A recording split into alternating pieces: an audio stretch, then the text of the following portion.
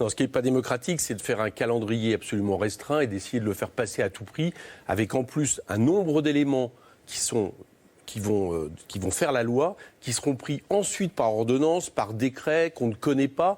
Donc on nous demande en réalité de légiférer sur une loi qui a énormément de trous et pas des petits trous. On y reviendra peut-être par la suite. Non, on fait notre travail, on fait notre job, quoi. On fait une grève du zèle. Nous, on préfère ce terme. Toujours les mêmes amendements repris par chacun des députés. Mais ça, si vous voulez, avec des temps de parole qui sont dépassés. Alors je vais vous dire, ça c'est la pratique. Nous, on l'a jamais utilisée jusqu'à maintenant. France Insoumise. C'est ce qu'on appelle de l'obstruction. Depuis le début de la mandature, c'est une pratique connue qui permet une chose simple. Vous êtes 17 députés, chacun comprendra que vous ne pouvez pas être les 17 en permanence, notamment parce que vous avez d'autres commissions, etc. Donc le fait de déposer chacun assure qu'au moment où il y a 3 à 4 députés, ils sont sûrs de pouvoir parler. Pas avancer le débat.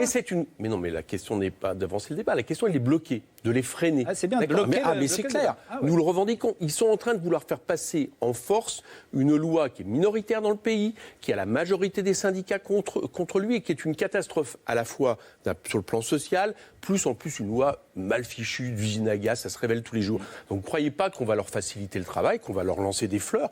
Donc nous revendiquons le fait de leur faire perdre du temps, de bloquer cette histoire jusqu'à ce que le mouvement social reprenne un second souffle. C'est une élection qui est assez compliquée pour un mouvement jeune comme nous. Parce que les gens ne se pressent pas pour être élu municipal. C'est pas facile d'être élu municipal. Vous avez énormément de responsabilités. À certains moments, vous êtes la cible. On pense que vous êtes responsable de tout. Donc voilà, les gens ne se pressent pas. Deuxièmement, on a un mouvement jeune, ce qui fait que, contrairement à des mouvements structurés depuis longtemps, il n'y a pas tant de personnes qui ont envie de se mobiliser.